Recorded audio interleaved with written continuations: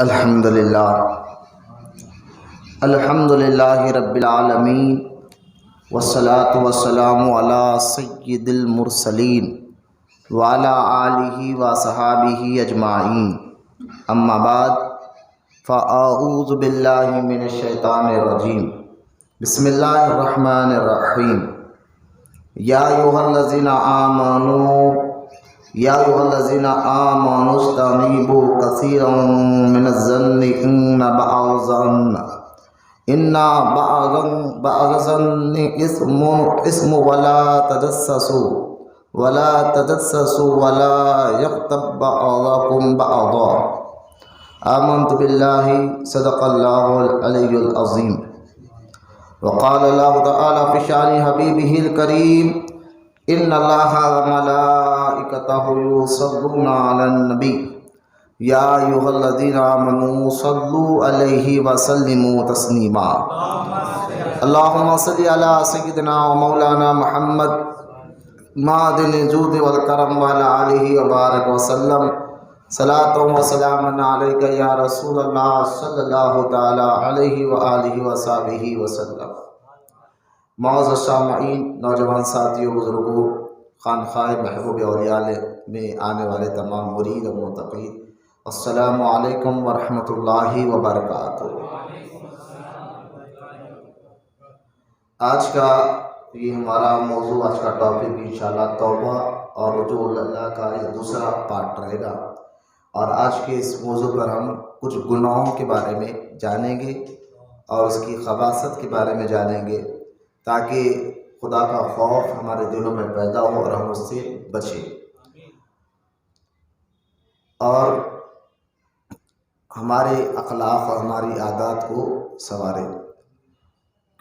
پتہ نہیں کہ حالات اس وبا کی وجہ سے حالات دن بدن بگڑتے جا رہے ہیں، تو آنے والا اتوار ملے یا نہ ملے، دعا کرے کہ اللہ پاک یہ وبا کو حضور کے صدقے میں جلد سے جلد ختم فرمائے، اور جتنے لوگ اس بیماری میں مبتلا اللہ ان کو صحت و شفا عطا فرمائے، اور جو لاک ڈاؤن جیسے کوئی صورت پیدا نہ ہو، اللہ سب کے لیے آسانی پیدا کرے، تاکہ اگر انشاءاللہ آنے والا اتوار ہمیں مل جاتا ہے تو ہمیں سیدنا ابو بکر صدیق رضی اللہ تعالیٰ عنہ کا عرس مبارک منانے کا موقع مل جائے۔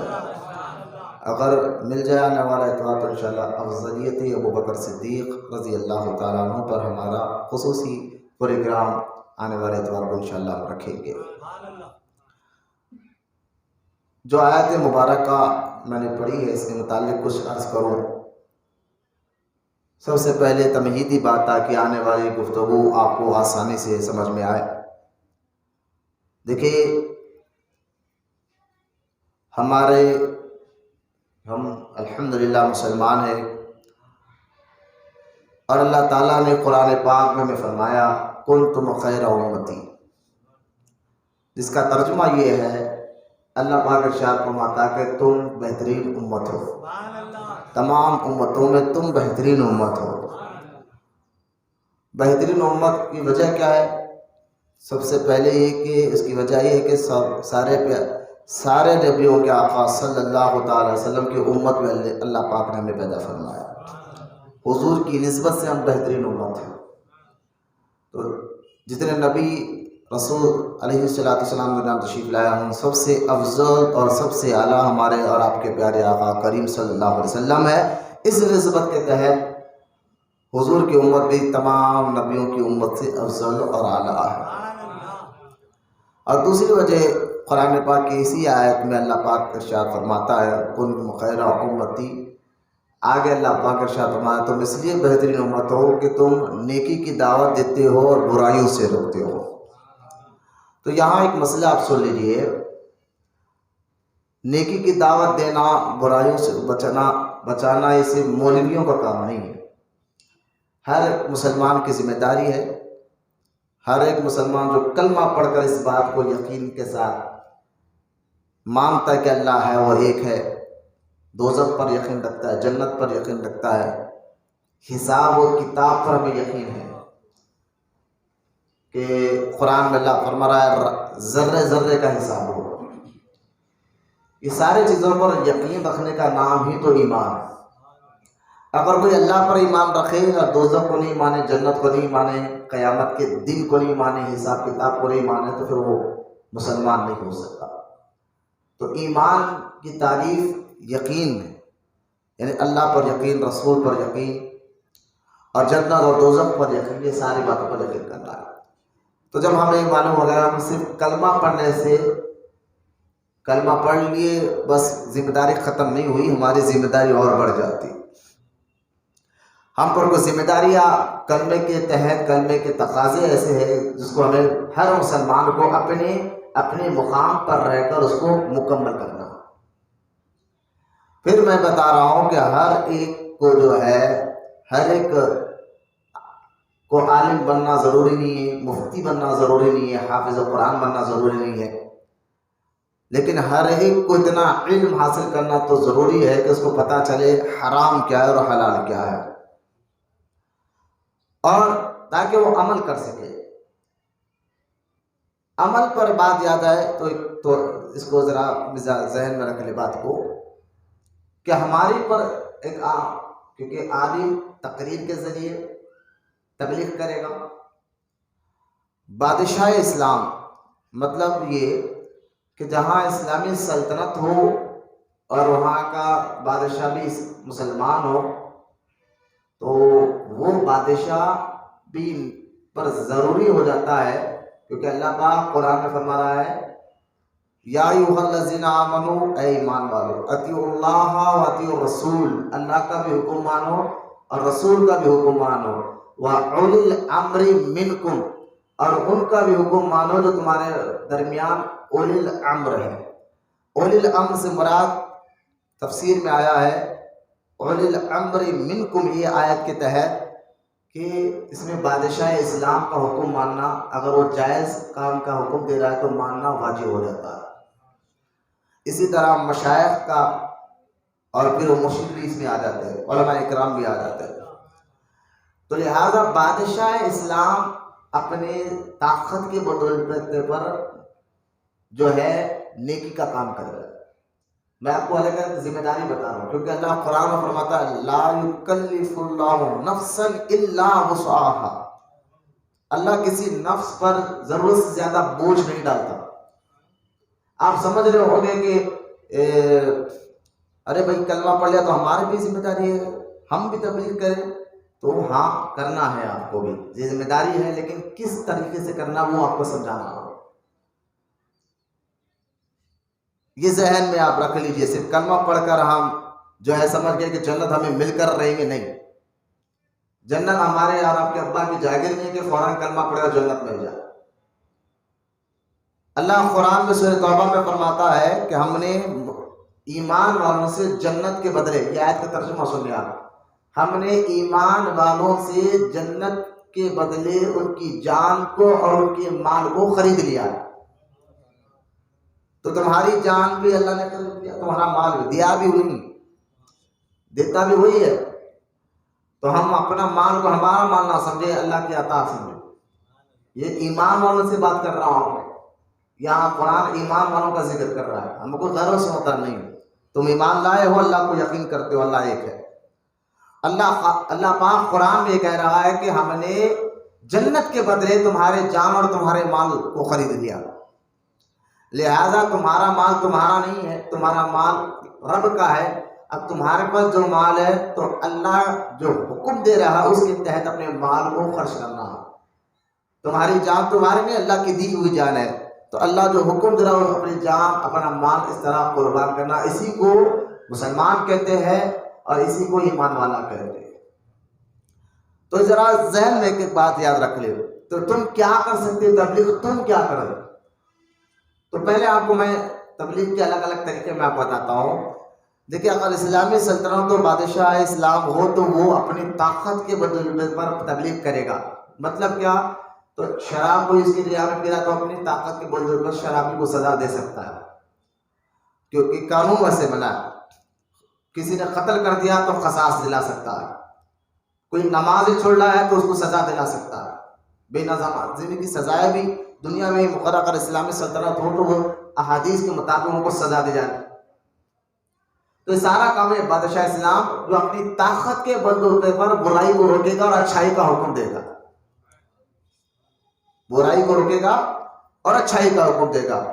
جو اللہ قرآن میں فرمایا تم بہترین امت ہو، برائی کو روکتے ہو اور اچھائی کا حکم دیتے ہو.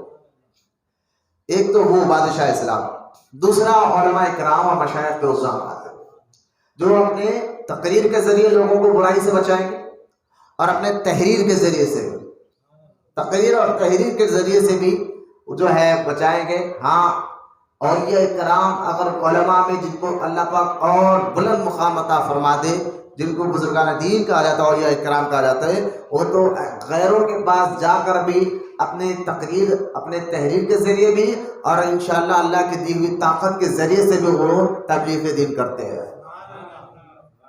تو یہ آگے بادشاہ اسلام اور علماء کرام، یہ دونوں کو آپ سمجھ گئے کہ کون کس لحاظ سے کام کرے گا، یہ ذمہ داری ہے. اب آگے عام مسلمان، عام مسلمان تبلیغ کیسا کرے؟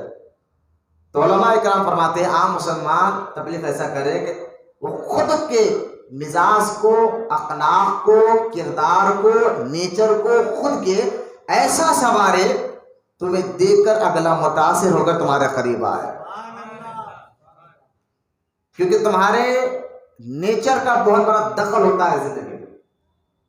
علماء کرام کہتے ہیں کہ لوگ تمہارے مذہب کو، تمہارے نام کو، تمہارے خاندان کو بعد میں جانتے ہیں، پہلے تمہارے مذہب کو پہچانتے ہیں.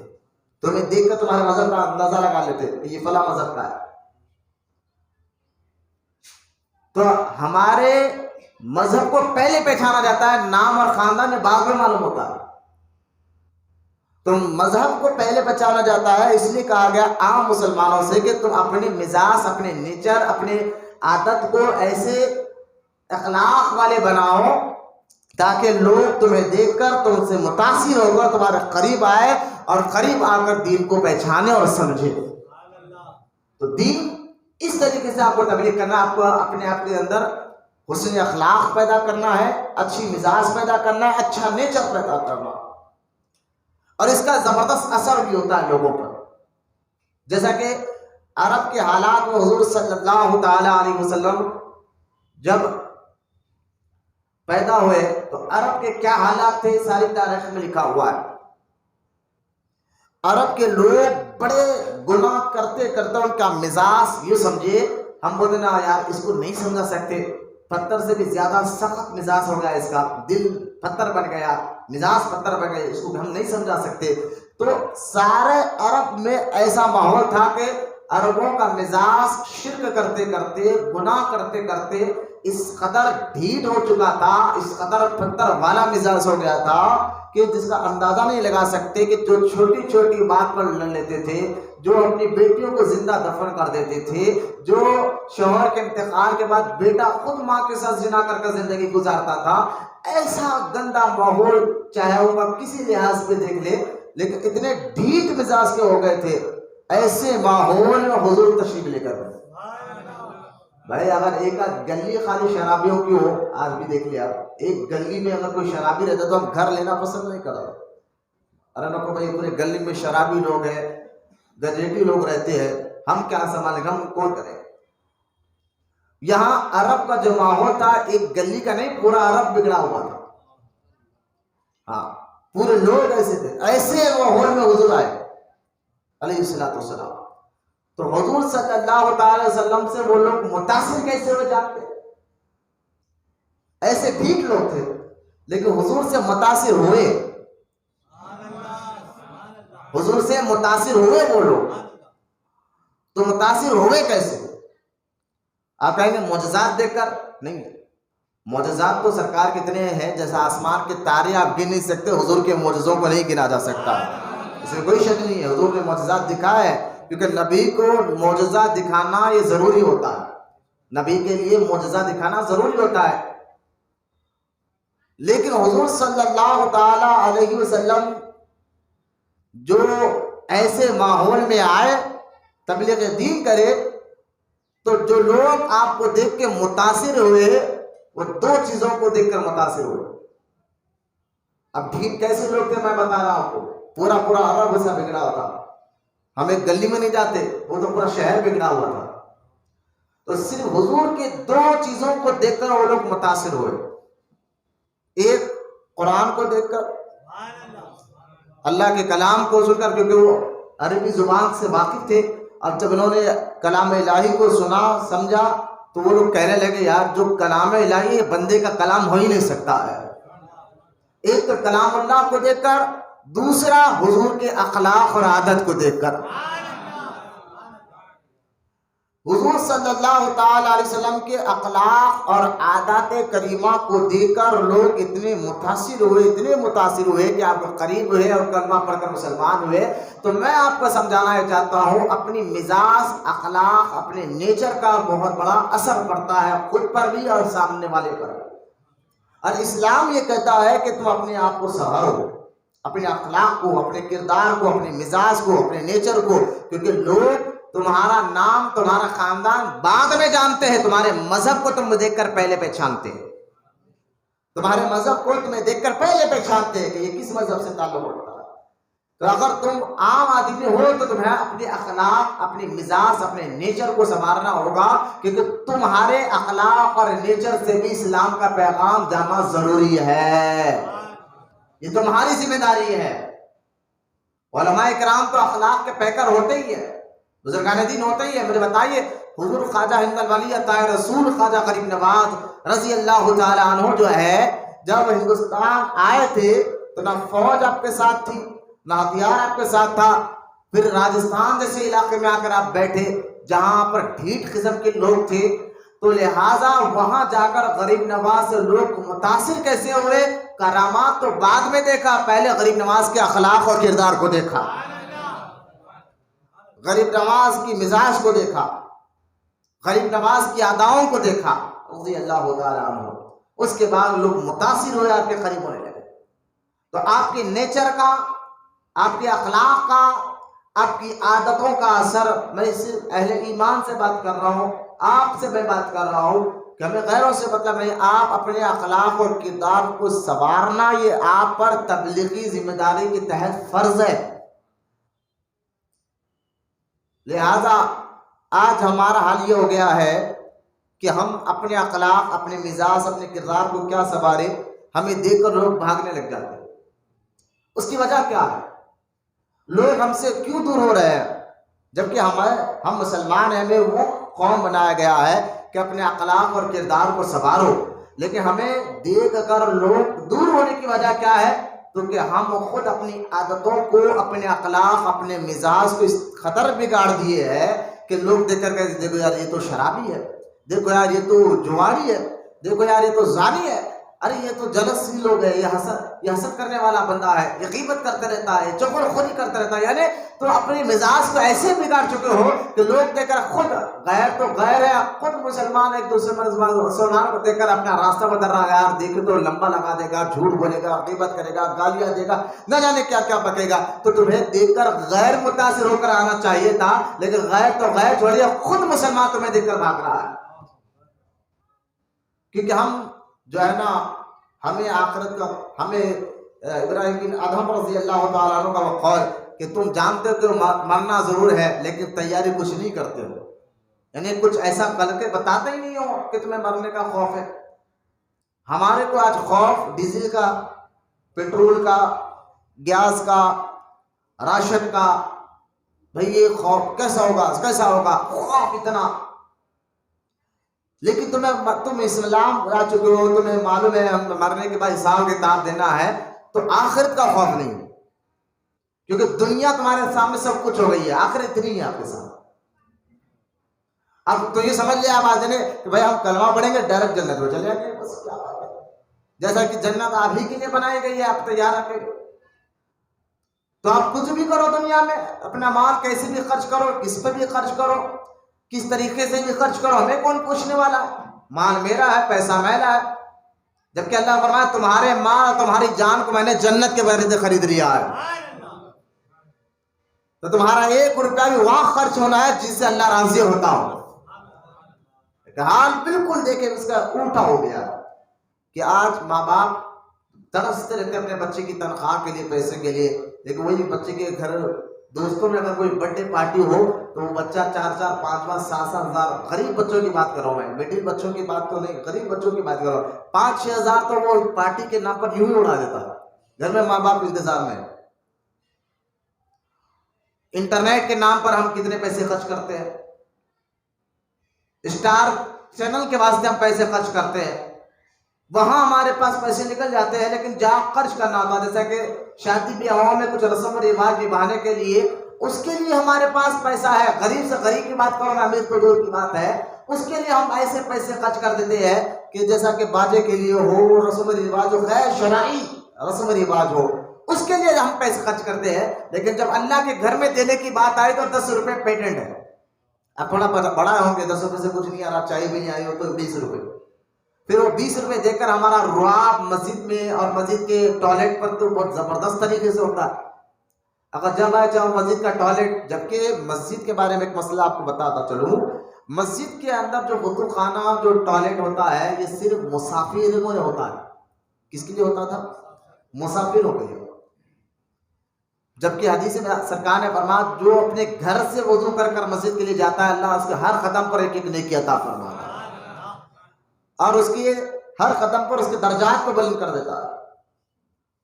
لیکن اگر چلے وضو میں لیں گے، ٹوائلٹ کا تو زیادہ تر مسئلہ یہ ہے کہ وہ مسافروں کے لیے تھا، لیکن ہم جو ہے نا مہینے کو 20 روپے دیتے، بڑا احسان کر رہے ہیں۔ اب مؤذن صاحب چابی نہیں دیے یا صدر صاحب چابی نہیں دی تو سارا غصہ ہم نکال رہے ہوتے، یار چندہ لینے تو پابندی سے آ جاتے، اور ہم آئے تو ہمارے لیے ٹوائلٹ بند ہے، جبکہ وہ مسافر۔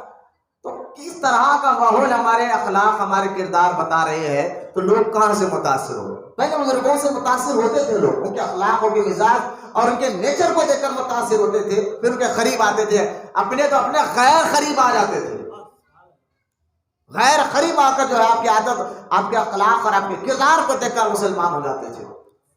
جیسا کہ میں نے جمعہ میں سنا، انڈونیشیا میں کچھ صحابہ اکرام جو مدینے سے نکلے تھے تجارت کے لیے، لیکن کشتی ان کی سمندری کشتی سے سفر کر رہے تھے، لیکن کشتی ان کی جو ہے کسی بہانے سے طوفان آیا، تو آپ لوگوں نے، وہ صحابہ اکرام تاجر صحابہ تھے، کاروبار کے لیے نکلے تھے، لیکن وہ کشتی جب سمندر میں طوفان آیا تو انہوں کی کشتی جو ہے انڈونیشیا کے کنارے رکی، وہاں وہ لوگ نیچے اترے، انڈونیشیا شہر میں داخل ہوئے، اور پھر شہر میں لوگوں نے شعور مچایا، کچھ تاجر آئے ہیں جو کاروبار کے لیے آئے، تو لوگ جمع ہونے لگے، تو وہ انڈونیشیا میں کچھ صحابہ اکرام جا رہے، کچھ جگہ تھے، کوئی اور جگہ جا رہے تھے، طوفان کی وجہ سے یہاں اترنا پڑا، تو لہذا ان لوگ کے اخلاق اور صحابہ اکرام کے مزاج اور عادات کو دیکھ کر لوگ اتنے متاثر ہوئے کہ پوچھنے پر مجبور ہو گئے، یار تمہارا مذہب کیا ہے؟ تم انصاف سے توڑ رہے ہو، تم نماز پڑھ رہے ہو، تم جھوٹ نہیں بول رہے ہو، تمہارا بات چیت کا لہجہ دیکھو، تم جو بھی سچ بول کر بتا رہے ہو، سچ بول کر بیان دے رہے ہو، سچ بول کر لوگوں کو جو ہے کام دے رہے ہو، اس ساری باتیں دیکھ کے اتنے متاثر ہوئے کہ ان لوگوں نے صرف صحابہ اکرام اور تاجر صحابہ اکرام کے اخلاق اور مزاج کو دیکھ کر کلمہ پڑھ لیے۔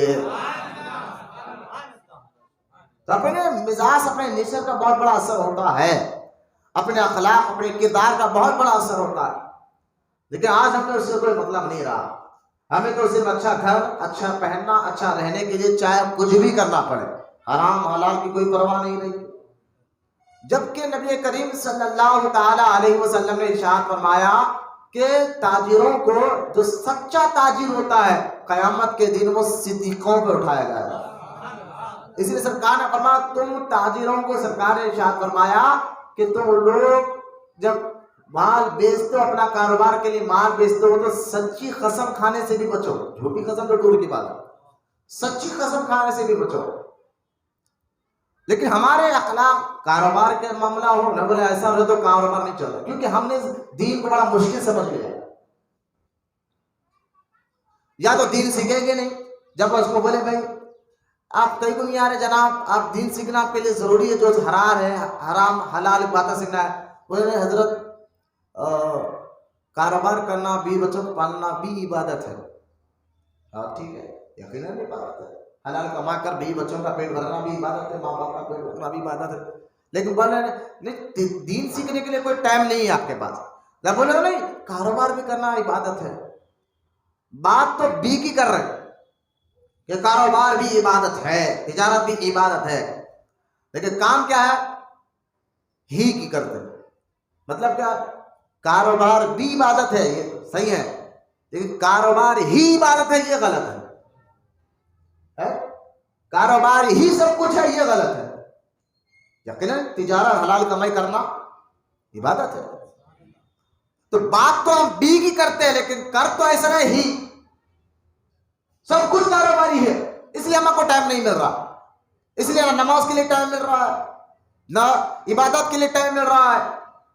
گھر میں اگر کوئی رسم ہو تو پورا ٹائم مل جاتا، گھر میں کوئی شادی بیاہ کا معاملہ پورا ٹائم مل جاتا، خود کا کچھ کام نکلنا تو پورا ٹائم مل جاتا.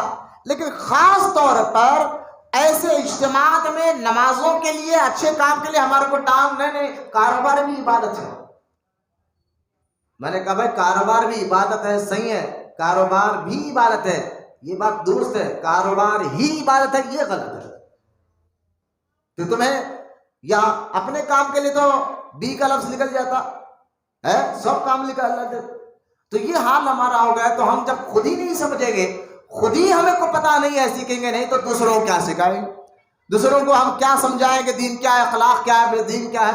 تو یہ ساری باتیں سمجھانے کا مقصد یہ ہے کہ اپنے اخلاق، اپنے مزاج، اپنے نیچر کا بہت بڑا دخل ہوتا ہے اسلام میں، دین میں، کہ عام مسلمان اپنے اخلاق، اپنے کردار، اپنے نیچر کو سنوارے تاکہ دوسرا دیکھ کر آپ سے متاثر ہو اور اسلام کو قبول کرنے کی عادت بنے.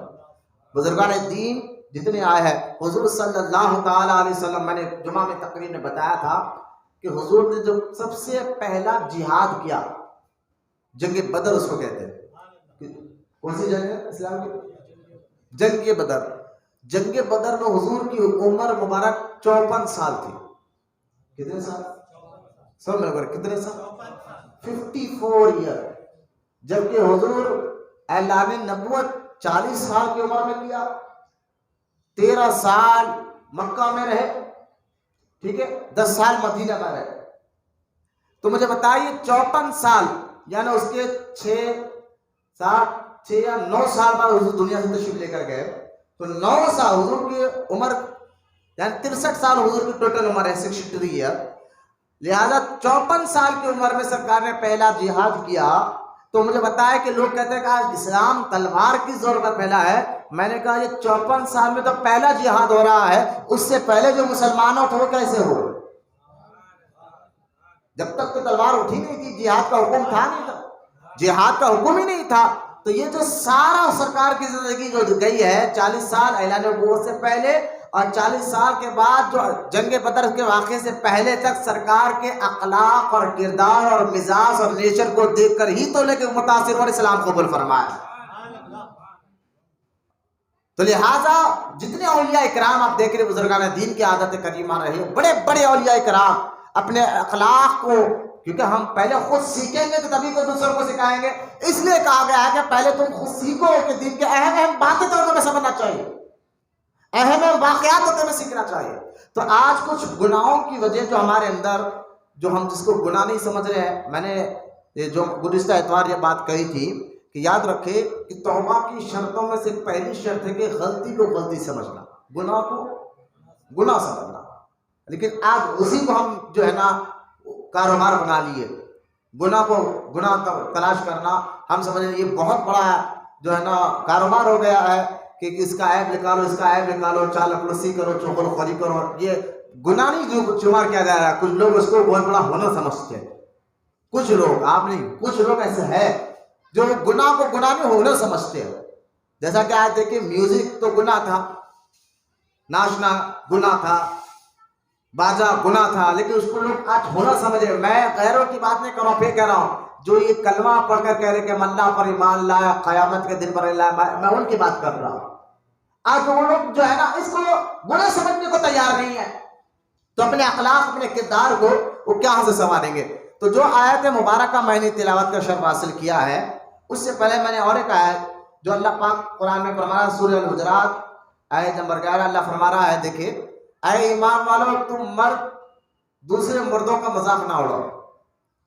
اے ایمان والو تم مردوں دوسرے مردوں کا مذاق نہ اڑاؤ، کیا معلوم کہ تم جس کا مذاق اڑا رہے ہو تم سے بہتر اللہ کی بارگاہ میں ہو۔ پھر آگے اللہ فرما رہا ہے اے عورتوں، تم عورتیں دوسری عورتوں کا مذاق نہ بناؤ، کیا معلوم جو ہے وہ عورت جس کا تم مذاق اڑا رہے ہو اللہ کی بارگاہ میں تم سے زیادہ بہتر ہو۔ پھر اللہ آگے ارشاد فرما رہا ہے کہ وَلَا تَلْمِزُوا أَنفُسَكُمْ، اللہ فرمایا پھر آپس میں، پہلے آیت میں فرمایا مذاق نہ اڑاؤ، پھر دوسری کا اللہ فرمایا آپس میں تانے نہ دو۔ آپس میں یہ ساری باتیں ہمارے اندر عام ہو گئی، مذاق اڑانا، کسی کو تانا دینا، پھر اللہ فرمایا آپس میں تانے نہ کرو۔ پھر آگے اللہ فرمایا تنابزوا بالالقاب، ایک دوسرے کے برے نام نہ رکھو۔ یہ سارے ایک بات غور کریں، مذاق نہ اڑاؤ، تانے نہ دو، ایک دوسرے کے برے القاب نام نہ رکھو۔ پھر اللہ فرمایا بئس الاسم الفسوق بعد الایمان، جو لوگ ایمان لانے کے بعد لوگوں کا مذاق اڑاتے ہیں، تانے دیتے ہیں اور برے نام سے پکارتے ہیں، یہ وہ لوگ ہیں جو ایمان لانے کے بعد بہت بڑے گناہگار بن گئے۔ ایمان لانے کے بعد الایمان یعنی ایمان لانے کے بعد تم فاسق ہو گئے۔ پھر اللہ فرما رہا ہے جو لوگ ایمان لانے کے بعد یہ گناہ کرتے ہیں ان کے بارے میں اللہ فرما رہا ہے وَمَن لَّمْ يَتُبْ فَأُولَٰئِكَ هُمُ الظَّالِمُونَ، ایسے لوگ ظالم لوگوں میں سے ہو گئے۔ اب یہ آیت مبارکہ کے بارے میں آتا ہے کہ جب حضرت بلال رضی اللہ عنہ ایمان لائے، حضرت صہیب رومی رضی اللہ تعالیٰ عنہ ایمان لائے، حضرت سلمان فارسی رضی اللہ تعالیٰ عنہ ایمان لائے، تو ان کے لباس کو، ان کے کپڑوں کو دیکھ کر دوسرے جو یہود قبیلے سے بڑے بڑے پیسے والے لوگ اسلام قبول کرے تھے، ان لوگوں نے، دوسرے لوگوں نے ان کو دیکھ کر اس کو لباس کیسا ہے، آج ہم لوگ کسی کے کپڑے کا مزہ، کسی کی گاڑی کا مزہ، کسی کے گھر کا مزہ، کسی کے جو ہے نا چلنے کا مزہ، کسی کے اٹھنے بیٹھنے کا مزہ، کسی کے کاروبار کا مذاق، ہم اس کو عیب نہیں سمجھ رہے، لیکن اللہ، تو جب ان کا مذاق بنایا گیا تب یہ آیت مبارکہ نازل ہوئی کہ تم جس کا مذاق اڑا رہو کیا معلوم اللہ کی بارگاہ میں تم سے بہتر وہ ہے۔ ان کا مذاق مت اڑاؤ، تانے نہ دو، برے نام نہ پکارو۔ مجھے بتائیے ساری باتیں آج مسلمانوں میں خاص طور عام ہو گئی، کسی کا مذاق اڑانا، اور عورتیں دعوتوں کے موقع پر دیکھیں اس کا لباس کیسا ہے، انہیں کیسے کپڑے پہنی، وہ وہاں کا پہنا یہاں کا پہنا، اس طرح ایک عام بات ہو گئی ہے عورتوں میں اور مردوں میں کسی کا مذاق اڑانا، تو مذاق کو کوئی گناہ سمجھ ہی نہیں رہا، جبکہ اللہ فرمایا ایمان لانے کے بعد سب سے بڑا گناہ ہے کسی کا مذاق بنانا۔ کیا جس کا تو مذاق بنا رہا کیا مانو اللہ کی بات، اس کے لباس، اللہ کی بارگاہ میں تمہارا لباس اور تمہارا جو ہے نا رنگ قبول نہیں ہوتا، اللہ کی بارگاہ میں تقوی اور پرہیزگاری اور قبول ہوتی ہے۔ لباس سے، رنگ سے کچھ معاملہ نہیں۔ اگر رنگوں کا معاملہ ہوتا تو بلال حبشی رضی اللہ تعالیٰ عنہ بالکل آپ کا رنگ کالا تھا، لیکن آج سارے عاشقوں کے امام بنے ہوئے ہیں۔ حضور کے مؤذن تھے، حضور کو ایسی عزت عطا فرمائی کہ کعبے پر چڑھا کر اذان دینے لگا۔ یہ معاملات ذہن میں رکھیں، اللہ کی بارگاہ میں رنگ یا پیسہ یا کپڑا نہیں ہے قبول، اللہ کی بارگاہ میں تقوی اور پرہیزگاری قبول ہوتی ہے۔ تو یہ عیب ہمارے اندر تلاش کرنا چاہیے کہ ہمارے اندر ہو رہا ہے یہ، کسی کا مذاق اڑانا، کسی کو تانا دینا اور کسی کا برا نام رکھ کر پکانا بلا وجہ۔ دشمنی کے بارے میں بھی آیا ہے، دیکھو اپنے اخلاق، اپنے کردار کو سنوارنا بالکل یہ عبادت ہے۔ اخلاق عبادت ہے، اچھے اخلاق کیا ہے؟ عبادت ہے، لیکن کہیں پر نرمی عبادت ہے تو کہیں پر سختی عبادت ہے۔ نرمی بھی عبادت ہے اور سختی بھی عبادت ہے۔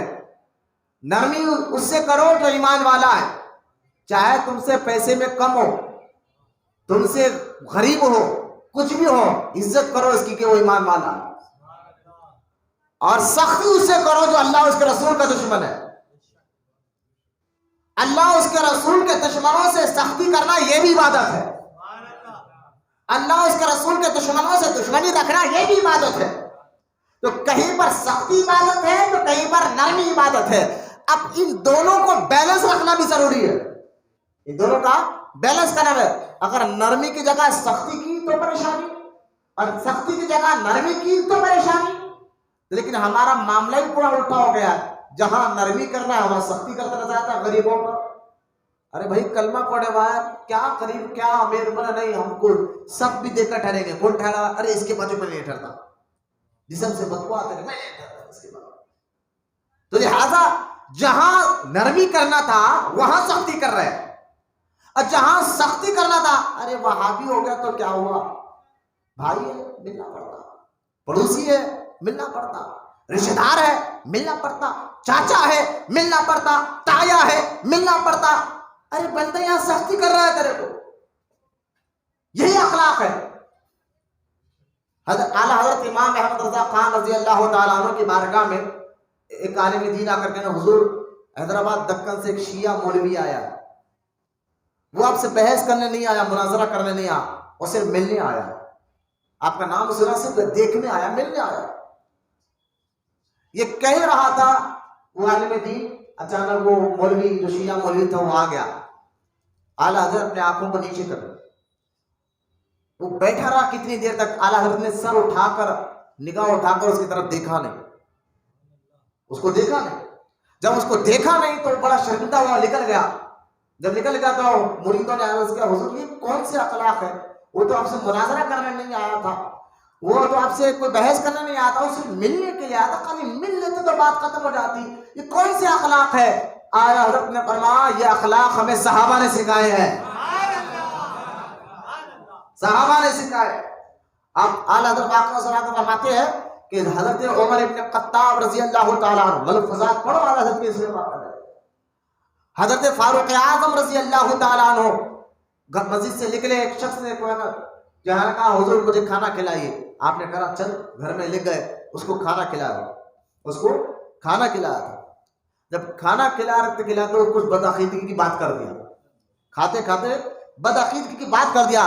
حضرت عمر ابن خطاب رضی اللہ تعالیٰ عنہ نے خادم کو بلا کر کہا اس کے سامنے سے دسترخوان اٹھاؤ, دسترخوان اٹھاؤ اور کان پکڑ کے باہر نکال دو, کان پکڑ کے باہر نکال دو.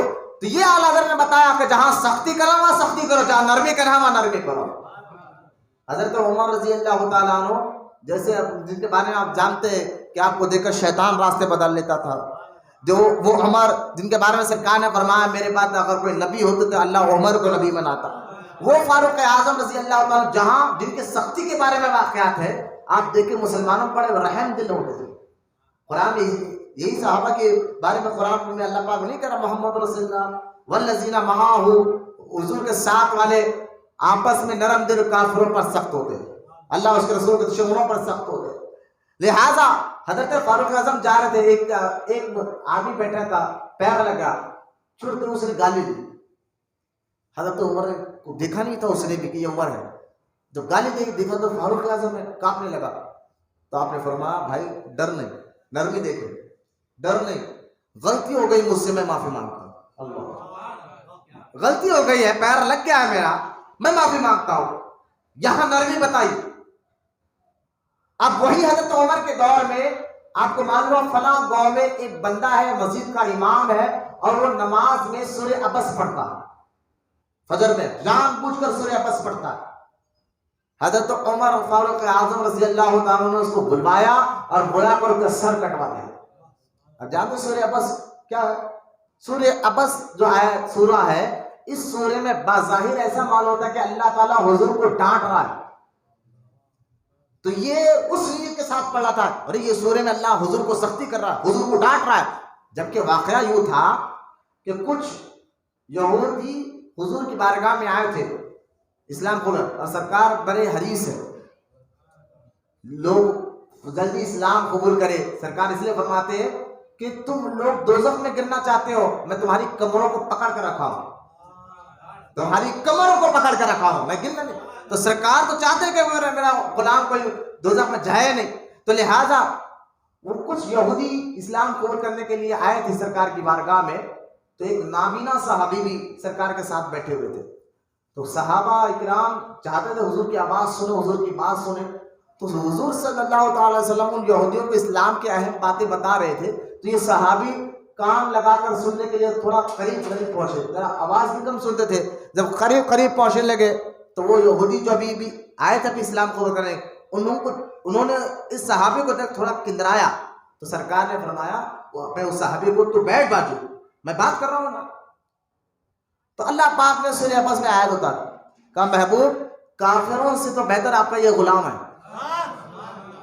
معلوم ہے آپ کی مزاج کیسی ہے کہ آپ چاہتے ہیں کہ لوگ دوزخ سے آئے، لیکن پیارے یہ عزت والے لوگ ہیں۔ تو یہ سورہ عبس میں بظاہر یہاں جو ہے نا یہ دکھ رہا ہے کہ اللہ پاک حضور کو ڈانٹ رہا ہے، ڈانٹ نہیں رہا ہے، لاڑ کر رہا ہے۔ تو وہ فاروق اعظم کے دور میں ایک مسجد کا امام اس سورے کو بار بار پڑھ رہا تھا جان بوجھ کر کہ اس سورے میں اللہ پاک حضور کو ڈانٹ رہا ہے، تو سرکار فاروق اعظم نے بلا کر تاکید نہیں کی، ایسا نہیں کرنا، یہ نہیں کرنا، وہ نہیں کرنا، بلا کر سر ہی نکال دیا۔ یہ صحابہ کرام کے اخلاق، جہاں سختی کرنا وہاں سختی کرو، جہاں نرمی کرنا ہے وہاں نرمی کرنا، یہ حکم ہے، یہی اسلام ہے۔ تو لہذا اپنے اخلاق اپنے کردار کو سنوارنے کے لیے ہمیں ان باتوں پہ غور کرنا چاہیے۔ مذاق کو بنانا، کسی کو تانا دینا، کسی کا برا نام رکھنا، ہمارے اندر کس قدر یہ رس بس گیا ہے، پھر ہم مسلمان ہیں۔ حدیث پاک میں آتا ہے نبی کریم صلی اللہ تعالی علیہ وسلم نے ارشاد فرمایا کہ جو لوگ دنیا میں کسی کا مذاق اڑایا تھا، ذرا غور سے سنیں حدیث پاک یہ، جو لوگ دنیا میں کسی کا مذاق اڑاتے ہیں، سرکار دو عالم علیہ السلام فرماتا ہے قیامت کے دن اللہ تعالیٰ جب سب کو جنت میں بھیجا دے گا، اس کو بلوائے گا جو لوگوں کا مذاق اڑاتا تھا، اس کو بلوائے گا، بلا کے کہے گا جا جنت کا دروازہ کھلا ہے، جنت میں جا۔ وہ جب دیکھے گا کہ جنت کا دروازہ کھلا ہے، وہ دوڑتے جنت کے پاس جائے گا، جبکہ قریب جانا تھا، اللہ تعالیٰ دروازے کو بند کرنے کا حکم دے دے گا، دروازہ بند ہو جائے گا۔ وہ کہیں گے کہ اللہ یہ کیا ہے؟ وہ اسی طرح مذاق کرتا تھا نا لوگوں سے دنیا میں۔ وہ کہے گا جب دوسرا دروازہ کھلا، وہ وہاں قریب جائے گا، پھر قریب جائے دروازہ پھر بند ہو جائے گا۔ تو یہ حال جو دنیا میں لوگوں کا مذاق اڑاتا تھا اس کا حال ہو جائے گا۔ تو ہمارے اخلاق کیا ہونا چاہیے تھے، ہمارے مزاج، کیونکہ تم بہت بڑے ذمہ دار شخص ہو، تم نے کلمہ پڑھ کر اللہ سے وعدہ لیا ہے مولا تیرے کہنے پر چلیں گے، تیرے کہنے پر چلیں گے، کیونکہ ہماری جان ہماری نہیں رہی، ہمارا مال ہمارا نہیں رہا، اللہ خود کہہ رہا تمہارے جان تمہارے مال کو میں نے جنت کے بدلے خرید لیا ہے۔ لہٰذا اپنے اخلاق کو اپنی جانوں کو سنوارو۔ مسلمانوں تم کلمہ پڑھے ہو تو تمہارے اخلاق کو دیکھ کر غیر متاثر ہونا چاہیے۔ تو یہاں اللہ پاک نے واضح طور پر فرمایا جو لوگ مذاق اڑاتے ہیں کیا معلوم تم سے بہتر وہ اللہ کی بارگاہ۔ سرکار کا حدیث پاک ہے، سرکار جب بھی آیت نازل ہوئی تو سرکار نے فرمایا کچھ لوگ میری امت میں ایسے ہوں گے دکھنے میں لباس پھٹا پرانا ہوگا، تو ان سے مانگتے ہوں گے یار کچھ پہننے کے لیے کپڑے پرانے ہیں تو بھی دے دے، یا کچھ پہننے کے لیے جوتے پرانے تو بھی دے دے، تو اس کی غریبی کا مذاق نہ اڑاؤ، اس کی مفلسی کا مذاق نہ اڑاؤ، نرمی کرو، نرمی کرو۔ اگر تم نے اس کا مذاق اڑایا تو سرکار کی حدیث سے غور سے سنو، سرکار نے فرمایا میری امت میں کچھ ایسے بندے ہوں گے دکھنے میں لباس پٹھا ہوگا، پٹھا پرانا وہ لباس ہوگا، لیکن خدا کی قسم وہ جو اللہ کی بارگاہ میں دعا کر کر قسم دے دے اللہ کو تو اللہ ان کی بات کو پورا کر دے گا۔ اگر دولت دیکھے میں یہ نہیں کہہ رہا حلال دولت امیر مالدار لوگ بڑے وہ ہے ایسے ہے نہیں، جن کو اللہ پاک حلال دولت عطا فرمائے بہت اچھی بات ہے، وہ حلال دولت اپنے گھر کے لیے اپنے بیوی بچوں کے لیے اور صحیح جگہ خرچ کرنا یہ اور اچھی بات ہے، کیونکہ ہم خرچ کرتے ہیں اپنے دولت والے لوگ کہ جہاں خرچ کرنا وہاں تو کرتے نہیں، جہاں نہیں کرنا وہاں لاکھوں روپے خرچ کر دیتے، بعد میں معلوم ہوتا ہے۔ تو خیر یہاں یہ 3 باتوں کا ذکر ہوا ہے کہ مذاق نہ بناؤ، برے نام نہ رکھو اور تانا نہ دو۔ برے نام رکھنا ہمارے بیماری عام ہوتی جا رہی ہے، تانا دینا یہ ہمارے اندر برائی عام ہوتی جا رہی ہے۔ یہ آیت پر تو میں نے جمعہ میں الحمدللہ تقریر کی ہے۔ اب جو آیت مبارکہ میں نے پڑھی ہے آج وہ آیت بھی سن لے، اللہ فرما رہا ہے ترجمہ سن لے کیونکہ وقت زیادہ نہیں ہے۔ اے ایمان والاؤ بہت گمانوں سے بچو، ہے بد گمانوں سے بچو، بے شک کوئی گمان گناہ ہو جاتا ہے، اور عیب ڈھونڈنے اور ایک دوسرے کی غیبت نہ کرو۔ عیب نہ ڈھونڈو یعنی بدگمانی نہ کرو، ایک بات، عیب نہ ڈھونڈو 2 بات، غیبت نہ کرو 3 بات، پھر اللہ فرماتا ہے جو غیبت کرتا ہے کیا تم میں سے کوئی پسند کرتا اپنے سکے بھائی کا گوشت کھائے؟ تو غیبت کرنا ایسا ہے کہ اپنے سکے بھائی کا گوشت کھانا. فرمایا تم میں سے کوئی پسند ہے سکے بھائی کا گوشت کھائے؟ کہا نہیں. تو اللہ فرمایا واتقوا اللہ، پھر اللہ سے ڈرو، اللہ سے ڈرو. ان اللہ تواب الرحیم، تاکہ اللہ تمہاری توبہوں کو قبول فرماتا ہے. یہ ساری باتیں میں نے آپ کے سامنے اس لیے عرض کی ہے کہ اپنے اخلاق، اپنے کردار کو سنوار. کتنی باتوں کا ذکر ہوا؟ مذاق اڑانے کا ذکر ہوا، تانا دینے کا ذکر ہوا، برے نام رکھنے کا ذکر ہوا، بدگمانی کرنے کا ذکر ہوا، غیبت کرنے کا ذکر ہوا. ارے بولو نا، یہ ساری باتیں تقریر اسی کو کہتے ہیں. دل سے سنو تو یاد میں رکھو ایک جملہ کیا بولا جا رہا ہے. یہ ذکر ہو رہا ہے. یہ سارے گناہ، سارے گناہ ہے. لیکن آج یہ گناہ ہمارے اندر آپ دیکھیں، مذاق اڑانا، برا نام رکھنا، تانا دینا، غیبت کرنا، یا تو ہم جانتے نہیں کہ یہ ہے کیا، لیکن جان کر بھی اس کاموں میں ہمارے اندر روز کی زندگی میں روز کی زندگی میں ساری چیزیں ٹچ ہوتے ہیں. اب آپ کو دیکھنا ہے، کیونکہ آپ کو خود کے اپنے مزاج اور اخلاق کو سنوارنے کے لیے ان چیزوں سے بچنا ضروری ہے. کیونکہ آپ اپنے اخلاق اور کردار کو سنواریں گے تو آپ کو دیکھ کر غیر متاثر ہوں گے اور آپ کے سامنے آئیں گے، کیونکہ آپ اسی ذریعے سے تبلیغ کرو گے، یہی آپ کا ذریعہ. تو اب یہ سارے جو عیبوں کو اللہ پاک نے بتایا ہے، ان عیبوں کی ایک ماں کا ذکر میں آپ کے سامنے کرنا چاہتا ہوں جس سے یہ سارے عیب پیدا ہو. وہ ایک عیب اس کے اندر ہو تو اس کے اندر غیبت بھی پیدا ہو جاتی ہے. وہ عیب اس کے اندر ہو، اس کے اندر مذاق کرنا، تانا دینا بھی پیدا ہو جاتا ہے. وہ عیب اس کے اندر ہو، اس کے اندر چغل خوری بھی پیدا ہو جاتی ہے. وہ عیب اس کے اندر ہو تو وہ بندہ جو ہے بڑا ظالم ہو جاتا ہے. وہ عیب اس کے اندر ہو تو بندہ دوسروں کا مذاق اڑانے والا بن جاتا ہے. آپ کہیں گے حضرت وہ کون سا عیب ہے؟ جو وہ ایک عیب ہمارے اندر آ جائے تو یہ سارے عیب پیدا ہو جاتے ہیں. وہ ایک گناہ ہمارے اندر آ جائے تو سارے گناہ پیدا ہوتے ہیں. اس عیب کا نام حسد ہے. یہ آپ غور کر کے دیکھیں، بندہ کسی کا مذاق کب اڑاتا ہے؟ جب کسی سے جلنے لگتا ہے. بندہ کسی کی چغل خوری کب کرتا ہے؟ جب کسی سے جلنے لگتا ہے. بندہ کسی کی غیبت کب کرتا ہے؟ جب کسی سے جلنے لگتا ہے. بندہ کسی کا برا نام کب رکھتا ہے؟ جب کسی سے جلنے لگتا ہے. بندہ کسی کو تانا کب دیتا ہے؟ جب جلنے لگتا ہے. تو یہ حسد ایسی چیز ہے جو سارے برائیوں کو جنم دیتی ہے. سارے برائیوں کو بولو، سارے برائیوں کو جنم دیتی ہے. اس لیے آپ دیکھیں، فضول الغیب اٹھا کر دیکھیں، غوث پاک کا 40واں خطبہ، غوث اعظم دستگیر رضی اللہ تعالی عنہ سے ایک مرید نے آ کر فرمایا تھا، اے شیخ عبد القادر جیلانی رضی اللہ تعالی عنہ، بولو محبت سے سبحان اللہ. میں نے علماء سے سنا جو غوث اعظم کا نام لیتا ہے وہ اسی وقت لیتا ہے جب غوث اعظم اس کی بات سن رہے ہوتے ہیں. غوث اعظم اس کے پاس ہوتے ہیں، اس کی بات سن رہے ہوتے تبھی ان کا نام لے سکتا ہے. اللہ پاک نے سرکار غوث اعظم کا ایسا مقام و مرتبہ عطا فرمایا ہے. حضرت غوث اعظم دستگیر رضی اللہ تعالی عنہ سے آپ ایک شخص آ کر نے سوال کیا تھا، حضور یہ بتائیے کہ ہم ولی کیسے بن سکتے ہیں؟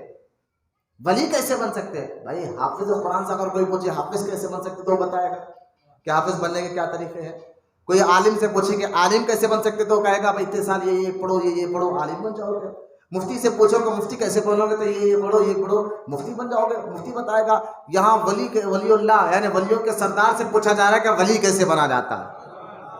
ذرا غور کرنے کی بات ہے، ولی کیسے بنا جاتا ہے. تو ولی بننے کے لیے غوث اعظم نے کیا بتایا؟ حضرت غوث پاک رضی اللہ تعالیٰ فرماتے ہیں اگر تجھے اللہ کا ولی بننا ہے تو اپنے اندر سے یہ 4 عادتیں نکالنا ہوگا.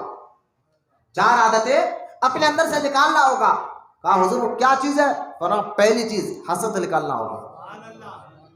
بغیر حسد نکالے بندہ اللہ کا محبوب بن ہی نہیں سکتا. آج تو خانخواہوں میں یہ بیماری پیدا ہو گئی معاذ اللہ ماشاء اللہ. ہر خانخواہ کی بات ہے، پیر ہے دوسرے مریدوں سے جلنا. اپنے مریدوں کو کیا تعلیم دے رہے؟ اسے جلو، اسے جلا، سلسلوں سے جلنا. سنیت کا کام نہیں، بس ان کو جلن سے بڑھ گئی، یہ ایسا وہ ایسا، ہم سب کچھ ہے، ہم بہت سوچ ہے.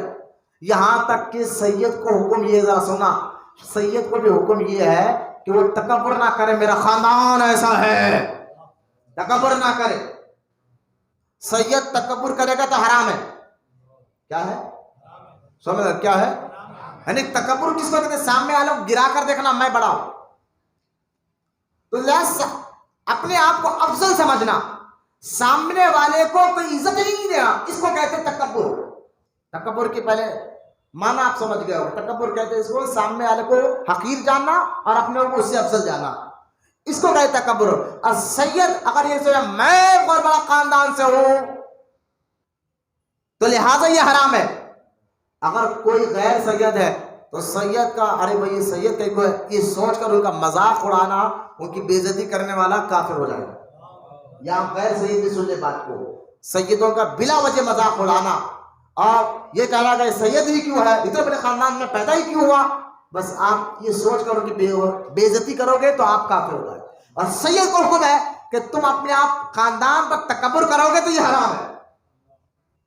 تو لہٰذا غور کرے، غوث پاک رضی اللہ تعالیٰ فرماتے ہیں کہ 4 عادتیں جو بندہ نکال لیتا ہے، اچھا یہ تکبر بھی حسد ہی کی وجہ سے پیدا ہوتا ہے۔ میں سید ہوں، میرے ہاتھ کوئی نہیں پڑھ رہا ہے، پیر کوئی نہیں پڑھ رہا ہے، سید بھی نہیں تتے پیرا اتحاد جمر ہے، یہ حسد سارے گناہوں کی ماں۔ دیکھو آپ دیکھتے جائیں، حسد تکبر پیدا کرتا ہے، حسد چغل کی عادت ڈالتا ہے، حسد مذاق اڑانے کی عادت ڈالتا ہے، حسد تانا دینے کی عادت ڈالتا ہے، کتنی بیماریاں پیدا ہوتا ہے۔ یہاں تک کہ اگر آپ دیکھا جائے تو سب سے پہلا گناہ شیطان سے بھی ہوا تو وہ حسد ہی تھا۔ وہ آدم سے جلنے لگا علیہ السلام، آدم علیہ السلام میں جلنے لگا، یہ مجھ سے اچھے کیسے ہو سکتے، میں اچھا ہوں، میں بہت عبادت گزار ہوں، میں تقوی والا ہوں، یہ مجھ سے اچھا کیسے ہو سکتا ہے۔ اسی حسد نے شیطان کو کافر بنایا، اسی حسد نے شیطان کو متکبر بنایا، اسی حسد نے شیطان کو لعین بنایا، ملعون بنایا، ہمیشہ بھر کے لیے دوزخی بنایا ہے۔ تو لہذا غوث اعظم فرماتے ہیں جو اپنے اندر سے حسد نکالے، بولو نا سبحان اللہ، جو اپنے اندر سے حسد کو نکالے اور تکبر کو نکالے، ریاکاری کو نکالے، چغل خوری کی عادت کو نکالے، یہ 4 عادتیں جو نکال لیتا ہے اللہ اس کو اپنا ولی بنا لیتا ہے۔ تو میں اس پر اور غوث اعظم نے اور باتیں بتائی تھی، لیکن میں اس ٹاپک پر نہیں جا رہا، میں آپ کو بتا رہا ہوں کہ یہ جو قرآن میں اللہ کہہ رہا ہے اے ایمان والو تم مرد دوسرے مرد کا مذاق نہ بناؤ، تم عورتیں دوسری عورتوں کا مذاق نہ اڑاؤ، تانا نہ دو، اور جو ہے برے نام نہ رکھو، بدگمانی نہ کرو، غیبت نہ کرو، چغل خوری نہ کرو۔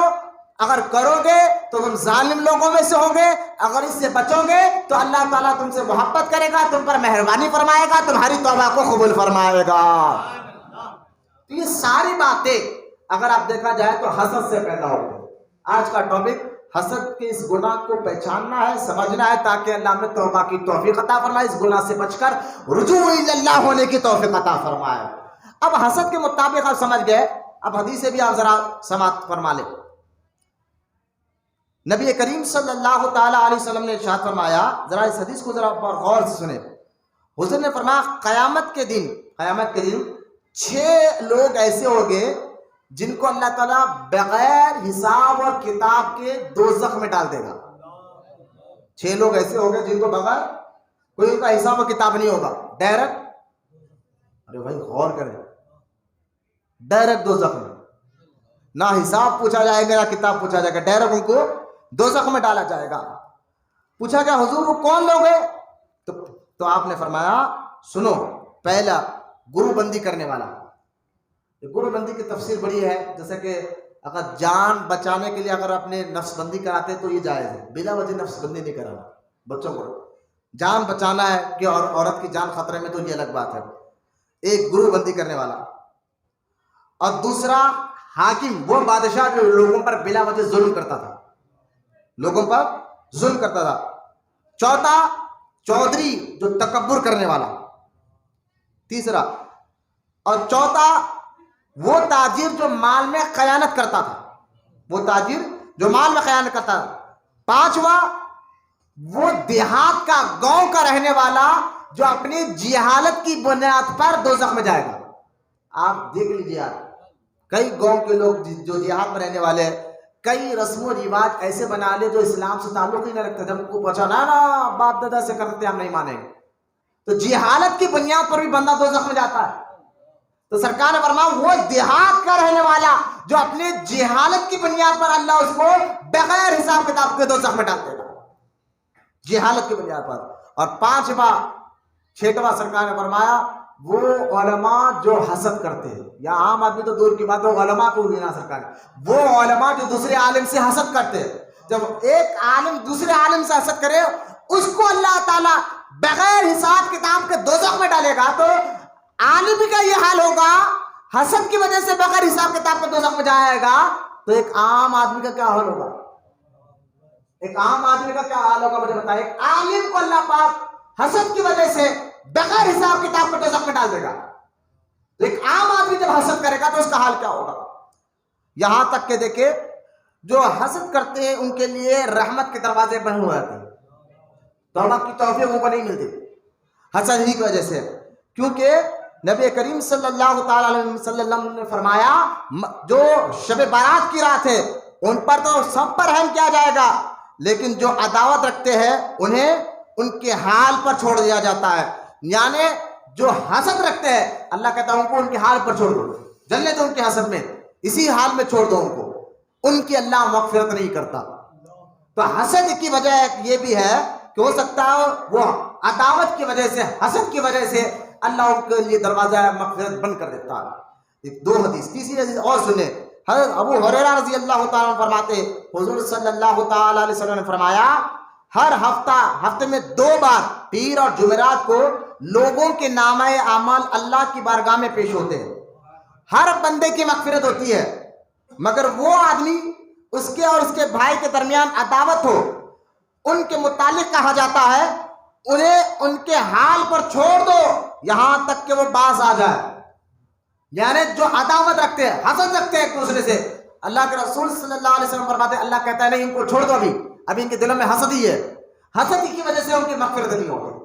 ایک اور حدیث پاک میں اللہ کے رسول علیہ السلام نے ارشاد فرمایا، ذرا غور سے سننا، سرکار نے فرمایا جب ایک بندے کے نام اعمال انتقال کے بعد 5ویں آسمان تک جائیں گے، وہ اس کے نام اعمال میں حج ہوگا، روزہ ہوگا، نماز ہوگا، نیکیاں ہوگا، بڑا ڈھیر ہوگا، اور جب اس کا انتقال ہوگا تو اس کے نام اعمال کو فرشتے پہلے، سیکنڈ، تھرڈ، فورتھ 5ویں آسمان پر لے جائیں گے، تو 5ویں آسمان پہ اس کے نام اعمال پہ جو ٹھہرنے والا فرشتہ، آسمان پہ جو 5واں آسمان والا فرشتہ کہے گا یہ جو بندے کی تم نام اعمال لا رہے ہو اس کے لیے میں دروازہ نہیں کھولوں گا، اس کے لیے دروازہ نہیں کھولا گا، کیوں؟ کیونکہ اللہ نے کہا ہے اس کے اعمال اس کے منہ پر رہ گیا، مار دو، اس کے پھینک دو اس کے اعمال، اللہ کی بارگاہ میں نہ اس کی نماز قبول ہے، نہ اس کا روزہ قبول ہے، نہ اس کا حج قبول ہے، نہ اس کا زکوٰۃ قبول ہے، ساری عبادتیں اس کے منہ پہ مار دیا جائے، اور اس کے منہ پہ مار دو۔ پوچھا گیا کیوں؟ کہا یہ لوگوں سے حسد کرتا تھا۔ حسد کتنی بڑی جب، پھر حسد ہے کیا وہ بھی بتاؤں گا میں، جلس کہتے کس کو ہے، اس کا معنی بھی سمجھے گے تو آپ کو سمجھ میں آئے گا کہ حسد کہتے کس کو ہے۔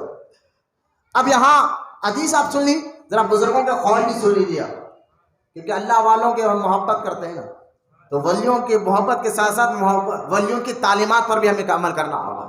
جو بزرگان دین ہمیں بتاتے ہیں نا، بزرگوں سے مزار میں محبت رکھتے، یار بہت عقیدت مند ہے بزرگوں کا، ارے بھائی ٹھیک ہے، بہت اچھی بات ہے، بزرگوں سے بہت عقیدت تو رکھتا ہے، لیکن حسد بھی ہے کیا؟ یہ بھی پڑھا دیکھا جائے۔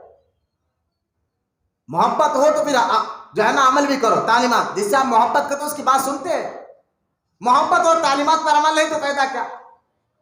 حضرت غوث پاک رضی اللہ تعالیٰ عنہ فرماتے ہیں میں جب مدرسے میں پڑھنے پہ دور تھا، میرا طالب علم تھا، میرا ایک ساتھی تھا، ایک کا نام ابن سقا تھا، ایک کا نام عبداللہ تھا، ان دونوں ساتھی میرے پاس آئے، کہیں عبد القادر یہاں قریب ایک گاؤں میں ایک بہت بڑے بزرگ قطب ہے جو اپنے روم میں بیٹھے بیٹھے اچانک غائب ہو جاتے ہیں، ہمارا ارادہ ہم ان سے ملنے جائیں، چلو آپ بھی چلے۔ غوث اعظم فرماتے ہیں میں اپنے دونوں ساتھیوں کے ساتھ ان سے ملنے کے لیے گھر سے نکلا مدرسے سے، راستے میں میرا ساتھی ابن سخا کہنے لگا میں ان سے ایسا سوال کروں گا وہ بزرگ سے انہیں جواب ہی نہیں دے سکو گے، اس کا جواب ہی نہیں دے سکو گے، یہ تکبر پیدا ہوتا حسد کی وجہ سے، غور سنا، میں جواب ہی نہیں دے سکیں گے۔ اور دوسرا عبداللہ کہتے ہیں نہیں میں بھی ان سے ایسا سوال کروں گا، دیکھتے اس کا جواب انہوں کیا دیں گے، سختی میں نرمی تھی تھوڑی بہت، دیکھتے انہوں جواب کیا دیں گے۔ غوث اعظم فرماتے توبہ استغفار، میں ان سے کوئی سوال نہیں کروں گا، وہ تو اللہ کے محبوب ہے، میں ان سے ملاقات کے لیے جا رہا ہوں تاکہ ادب بجا لو، تعظیم بجا لو۔ اب آپ پہنچے، غوث اعظم فرماتے ہم جب کمرے میں پہنچے تو وہ تھے نہیں، اور کچھ دیر بیٹھے اچانک ہمارے سامنے آ گئے، अचानक सामने आए और सबसे बड़ी जलाल भरी नजर इब्ने सखा की तरफ देखा। इब्ने सखा को देखकर कहा, इब्ने सखा तुम मुझसे ऐसा सवाल करेगा जो उसका मैं जवाब नहीं दे सकूंगा? तू सवाल कर भी ना, देख तेरा सवाल क्या मैं वो भी बताता हूं, तेरा जवाब क्या मैं वो भी बता रहा हूं। और साथ में और एक बात सुन ले, और एक बात सुन ले, तेरे सवाल था ये, तेरा जवाब तो ये था, लेकिन मैं देख रहा हूं इब्ने सखा, तो आज तो कलमा पड़ा नजर आ रहा है, लेकिन तेरी मौत कुफ्र पे होगी, तू काफिर होकर मरेगा, ये मैं देख रहा हूं। और अब्दुल्ला से देखकर गौस आजम फरमाते हैं, अब्दुल्ला से देखकर कहा कि अब्दुल्ला तू भी मुझसे ऐसा सवाल करेगा जिसका मैं जवाब नहीं दे सकूंगा? सुन तेरा सवाल ये, इसका जवाब ये है, और मैं ये देख रहा हूं तेरे को दौलत तेरे कानों तक आ जाएगी, तू दौलत में डूब जाएगा, आलिम होकर दौलत में डूब जाएगा। और तीसरी नजर गौस आजम पर डाली, मुस्कुरा दिए, मुस्कुरा कर फरमाया, अब्दुल कादिर मैं तुम्हें देख रहा हूं कि तुम बगदाद के मेंबर पर बैठकर, मस्जिद के मेंबर पर बैठ कर कहोगे मेरा ये खत्म सारे वलियों की गर्दनों पर होगा, मेरा ये खत्म सारे।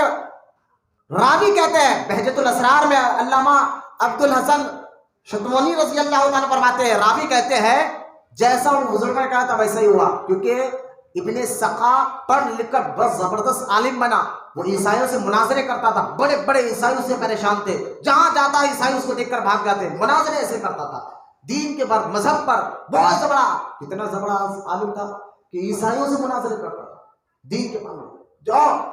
और एक दिन मुनाजरे के लिए कहा, ईसाई के पास गया तो वो ईसाई उसको देखकर बात करने लगे, बड़े बड़े पादरी उसके सामने हार गए, जब हार गए तो परेशान हो गए, यार इसकी जीत कैसे ले गए। अचानक दूसरे दिन फिर वो मुनाजरा था, तो उस बादशाह ने जो ईसाई था उसने अपनी बेटी को उसके सामने रखा, अब बेटी को देखकर बड़े खूबसूरत हसीन और जमील उसकी बेटी थी, तो ये इब्ने सखा की नीयत खराब, उसने कहा मैं इससे निकाह करना चाहता हूँ। उन्होंने कहा अगर निकाह करना है तो हमारा मजहब कबूल करो। इस औरत की मोहब्बत में उसने ईसाई मजहब कबूल करा, खुद आलिम था यार, मुनाजरे करता था, लेकिन वली की दुश्मनी, हसद और तकब्बुर की वजह से क्या हुआ, मजहब चला गया, ईमान चला गया, मजहब ईसाई बना, ईसाई मजहब ईसाई पे रह कर मरा, कुफ्र। और अब्दुल्ला बादशाह के करीब हो गए थे, ये अब्दुल्ला कहता मैं आलिम बनकर जब बाहर निकला बादशाह के करीब हो गया था, बादशाह मुझे इतने करीब कर लिया, इतनी दौलत से नवाजा, इतनी दौलत से नवाजा, अब मैं बादशाही की बुराइयों को देखकर भी कुछ बोलता नहीं था, क्योंकि दौलत इतनी आ गई थी, और दौलत में मैं डूब गया। और एक वक्त आया कि मैंने गौस आजम को भी देखा कि आप मिंबर पर बैठकर यह ऐलान कर रहे थे कि मेरा यह कदम सारे वलियों की गर्दनों पर है। या औलिया से मोहब्बत करने वालों, दरगाहों पर जाने वालों, मज़ार पर बड़ा यकीन करता है। मैंने कहा ठीक है, तालीमात पे भी अमल करो, तो ये मोहब्बत की सही पहचान है, ये मोहब्बत की सही पहचान है। अब गौर से बुजुर्गों की तालीमात क्या है। हज़रत फ़िक़्ह अबू लैस समरकंदी रज़ी अल्लाह तआला अन्हु फरमाते हैं 3 आदमी ऐसे हैं जिनकी दुआ कबूल नहीं की जाती, जिनकी दुआ कबूल नहीं की जाती। पहला आदमी हराम खाने वाला, दूसरा कसरत से गीबत करने वाला, तीसरा जिसके दिल में अपने मुसलमान भाइयों के लिए कीना या हसद हो, कीना और हसद हो। अब गौर करें, यहां तक के फ़िक़्ह अबू लैस समरकंदी रज़ी अल्लाह अन्हु फरमाते हैं हसद से बढ़कर बदतरीन और नुकसानदा कोई शय नहीं, क्योंकि हसद का असर दुश्मन से पहले खुद हासिद को 5 चीजों में मुब्तला कर देता है। हसद का असर जो है दुश्मन को बाद में नुकसान पहुंचाता है, पहले खुद को नुकसान पहुंचाता है। 5 चीजें ऐसे जो खुद उसके अंदर आ जाते हैं, उसको पता नहीं चलता। हसद की वजह से 5 चीजें उसके अंदर खुद पैदा हो जाते हैं, दुश्मन तो दूर की बात, पहले खुद के अंदर पैदा होते हैं और उसको पता नहीं चलता। फरमाओ क्या है 5 चीजें। पहले चीज, कभी मुनक़ते ना होने वाला गम, यानी ऐसा गम उसको खुद में आ जाएगा कभी दूरी नहीं होगा वो गम, कभी मुनक़ते ना होने वाला गम। दूसरा, बगैर मेहनत की मुसीबत आएगी, बगैर अजर की मुसीबत। तीसरा, नाकाबिल तारीफ और लायक मज़म्मत हालत, यानी ऐसी हालत हो जाएगी ना उसके तारीफ के लायक होगा ना मज़म्मत के लायक होगा, हासिल उसके अंदर ऐसी आदत पैदा होगी। चौथा, अल्लाह उससे नाराज होगा। 5वां, तौफीक इलाही के दरवाजे उस पर बंद हो जाते हैं। अब तौफीक इलाही के दरवाजे ही बंद हो गए तो बंदा तौबा कहाँ मिलेगा, बंदा गुनाह से बचेगा कहाँ से। ये बातें आप गौर करते जाइए, اور اپنے ایمان کو اپنے عقیدے کو محفوظ رکھے حسد جیسی بیماری سے. حسد کیا ہے یہ آپ کو ابھی بتانے میں پہلے حسد کے نقصانات میں آپ کو بتا رہا ہوں قرآن حدیث کی روشنی میں, تاکہ نقصانات, کیونکہ بندے کی عادت فطرت ہے, جس بندے کو جب معلوم ہوتا ہے یہ کام میں نقصان ہے تو اس میں کبھی ہاتھ نہیں ڈالتا. دنیا میں یہ ہاتھ آپ رکھتے ہیں نا, کسی کام میں آپ کو نقصان معلوم ہوتا ہے تو اس میں آپ ہاتھ نہیں ڈالتے. تو لہٰذا فطرت ہے, آپ کے اندر فطرت رکھی گئی ہے, جس چیز میں نقصان دیتے اس کو کبھی کرتے نہیں, جس چیز میں نقصان دیکھو اس کو کبھی کرتے نہیں ہے. لہٰذا پہلے آپ کو بتا رہا ہوں کہ حسد میں نقصانات کتنے ہیں. حسد کا معنی آپ کو بتاؤں گا. حسد میں نقصانات, میں نے آپ حدیث سنا ہے, اللہ اس کے نمازوں کو قبول نہیں فرما رہا. حسد میں نقصانات دیکھے اللہ اس کی مغفرت نہیں فرمائے گا. حسد کے نقصانات دیکھے اس کے لیے رحمت کا دروازہ بند ہو جاتا ہے. حسد کے نقصانات دیکھے اس کی عقل کمزور ہو جاتی ہے, وہ اپنے اندر بیماریوں کو پیدا کرنے والا ہو جاتا ہے, اللہ اس سے ناراض ہوتا ہے, توفیق الہی کا دروازہ اس پر بند ہو جاتا ہے. یہ حسد کے نقصانات پہلے آپ کو بتا رہا ہوں. یہاں تک کہ حضرت ابن سماک رحمۃ اللہ تعالیٰ فرماتے ہیں, میں نے حاسد کے علاوہ کسی ظالم کو مظلوم کے ساتھ زیادہ مشابہت رکھنے والا نہ دیکھا. ہر وقت افسردہ طبیعت, پریشان خیال اور غم میں مبتلا رہتا ہے. یعنی جو ظالم ہوتا ہے لوگوں پر ظلم کرا, اس سے زیادہ خطرناک حاسد ہوتا ہے, اس سے زیادہ خطرناک, یعنی ظالم سے زیادہ خطرناک ہوتا ہے, جو اپنے دل میں ہمیشہ آگ لے کر جلتے رہتا ہے. نقصان, طبیعت, پریشان کیوں نہ ہو رہا, میرا دشمن پریشان کیوں نہ ہو رہا. یہاں تک کہ حضرت شیخ حاتم عاصم رحمۃ اللہ تعالی فرماتے ہیں, کینہ پرور دیندار نہیں ہو سکتا. کینہ پرور حسد رکھنے والا دیندار نہیں ہو سکتا. لوگوں کا عیب نکالنے والا عبادت گزار نہیں ہو سکتا. کیا بات ہے اللہ والوں کی, ایک کے بعد سونے کے پانی سے نکلنے کے قابل ہے. کیا فرمایا, جو کینہ پرور ہو وہ دیندار بن ہی نہیں سکتا. لوگوں کا عیب تلاش کرنے والا وہ عبادت گزار بن ہی نہیں سکتا. چغل خور کو کبھی امن نصیب نہیں ہوتا. اور حاسد یعنی حسد رکھنے والا نصرت خداوندی سے محروم رہتا ہے. اللہ کی مدد اس کو ملتی نہیں, حاسد کو نصرت خداوندی اس کو ملتی ہی نہیں ہے حاسد کو. یہاں تک کہ امام محمد غزالی رحمۃ اللہ تعالی علیہ کا قول سنیں. یہ ایسے ایسے بزرگ ہیں جنہوں نے بہت گہرائی تک جا کر ایک بات ہمیں سمجھائی. امام محمد غزالی رحمۃ اللہ تعالی فرماتے, حسد کے باعث حاسد کا دل ہندہ ہو جاتا ہے. حسد کے وجہ سے حاسد کا دل اندھا ہو جاتا ہے, یہاں تک کہ اللہ کے احکامات کو سمجھنے کی صلاحیت بھی ختم ہو جاتی ہے. اللہ کے احکامات کو سمجھنے کی صلاحیت خود ہی ختم ہو جاتی ہے. اب آئے سفیان ثوری کیا کہتے ہیں, امام محمد غزالی کا. اب سفیان ثوری رحمۃ اللہ تعالیٰ علیہ کون ہے؟ سفیان ثوری یہ امام اعظم ابو حنیفہ کے بھی استاد ہیں. بولو نا محبت سے سبحان اللہ. حضرت سفیان ثوری رحمۃ اللہ تعالیٰ علیہ فرماتے ہیں, حاسد نہ بن تاکہ تجھے سوچنے سمجھنے کی تیزی نصیب ہو. جو حاسد بنتا ہے نہ اس کو سوچنے سمجھنے کی تیزی ختم ہو جاتی ہے. اس لیے حاسد نہ بن. اگر حاسد نہیں بنے گا تجھے سوچنے سمجھنے کی تیزی اللہ عطا فرمائے گا. بولو یا محبت سے سبحان اللہ. پھر آپ اللہ کے رسول صلی اللہ تعالی علیہ وسلم ارشاد فرماتے ہیں, حدیث سنا رہے ہیں کہ کچھ لوگ اللہ کی نعمتوں کے دشمن ہوتے ہیں. صحابہ نے پوچھا حضور وہ لوگ کون ہیں جو اللہ کی نعمتوں کے دشمن ہوتے ہیں؟ تو سرکار نے فرمایا حاسد ہوتے ہیں. اللہ کسی کو نعمت دیتا ہے یہ جنت میں جاتا ہے. لہٰذا تم لوگ اللہ کے نعمتوں کے دشمن نہ بنو, کیونکہ اللہ اپنے فضل کرم سے جس کو چاہے جو عطا کرے. یہ بات ہے. اب آئے آخری بات سن کر انشاءاللہ ہم سمجھیں گے. حاسد کی 3 نشانیاں ہیں جسے ہم پہچان سکتے ہیں. اس کے اندر یہ حاسد جل رہا ہے. 3 نشانیاں ہیں. پہلی چیز, جب سامنے آتا ہے تو چال پرسی کرتا ہے, یعنی بیجا تعریف کرتا ہے. سمجھ, اگر ہمارے اندر کسی کو دیکھ کر ایسے سمجھ جانا اندر اس کے اندر گڑبڑی ہے نا. حاسد کی پہلی نشانی یہ ہے جو سامنے لوگ آتا ہے تو لوگوں کے چال پرسی نہیں کرتا, بیجا تعریف, بلا وجہ کی تعریف. اس کے اندر وہ خوبی نہیں رہتے پھر بھی تعریف کرتا, بلا وجہ کی تعریف. ایک. دوسرا, پیٹھ پیچھے اس کی غیبت کرتا ہے. جس کی آپ پیٹھ پیچھے غیبت کرو سمجھ جاؤ کہ آپ حاسد ہے, جر رہے ہیں. تیسرا, جب دوسروں پر مصیبت آتی ہے تو خوش ہو جاتا ہے. مصیبت آ رہی تو وہ خوش ہوتا ہے. یہ حاسد کے متعلق میں نے چند باتیں آپ کے سامنے حسد کے متعلق بتائے ہیں. اب حسد کا صحیح معنی سمجھ کر ہم ذکر کے لیے بیٹھ جائیں گے. یہ اہم بات ہے. ابھی تک جتنا بیان ہوا تھا اس کا نچوڑ یہ ہے جو میں آپ کو سمجھانے جا رہا ہوں. اگر آپ کو حسد کا ہی پتہ نہیں حسد کہتے کس کو ہے تو بچیں گے کیسا؟ پہلے تو حسد کے نقصانات آپ سمجھ گئے. میں نے آپ کو بتا دیا یوں سمجھیے کہ حسد سارے گناہوں کی ماں ہے. حسد سارے گناہوں کی ماں ہے. تکبر اسی سے پیدا ہوتا ہے, غیبت اسی سے پیدا ہوتی ہے, چغلخوری اسی سے پیدا ہوتی ہے, لوگوں کو تانا دینا اسی سے پیدا ہوتا ہے, لوگوں کا مذاق اڑانا اسی کا سے پیدا ہوتا ہے, برا نام رکھنا اسی سے پیدا ہوتا ہے. کیونکہ اللہ قرآن میں تو کھلا کہہ رہا ہے ایمان والا تم مرد دوسرے مردوں کا بھی مذاق نہ بناؤ, اور اے عورتوں تم عورتیں دوسری عورتوں کا مذاق نہ اڑاؤ, تانے نہ دو, برا نام نہ رکھو, بدگمانی نہ کرو, غیبتیں نہ کرو. یہ ساری چیزیں جس سے پیدا ہوتے ہیں, تانا, بدگمانی, برا نام, مذاق اڑانا, اس سب کی ماں حسد ہے. اس سب کی ماں کیا ہے؟ حسد ہے. اسی لیے سرکار دو عالم صلی اللہ تعالی علیہ وسلم نے ارشاد فرمایا حسد نیکیوں کو ایسا کھا جاتی ہے جیسا آگ لکڑی کو کھا جاتی ہے. بندہ تو سمجھتا ہے میں بہت نیکیاں کر رہا ہوں, لیکن حسد کی وجہ سے سارے نیکیاں ختم ہو اس کو پتہ نہیں چلتا. تو حسد نیکیوں کو ایسا کھا جاتی ہے جیسا آگ لکڑی کو کھا جاتی ہے. اور یہ بیماری ہمارے اندر اتنی بھینکر آ گئی ہے اس لیے ہم سے لوگ دیکھتے ہیں یار ایسے مسلمان نکو.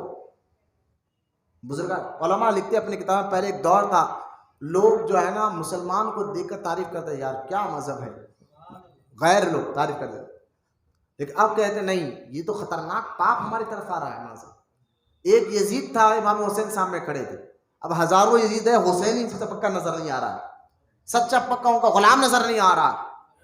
لہذا یہ آج ہمارا حال ہو گیا ہے. تو انشاءاللہ آج اس خانقاہ سے اٹھیں گے تو اس بیماری سے سچی توبہ کر کر اٹھیں گے انشاءاللہ, کیونکہ توبہ کا دروازہ کھلا ہے. توبہ کا دروازہ کھلا ہے. بیماری کو پہچانو اور علاج بھی بتاؤ. پہلے تو نقصان سمجھ گیا کیا کیا نقصانات ہے, کیا کیا ہے. اب بیماری کو پہچانو. بیماری کیا ہے؟ حسد کیا بیماری ہے؟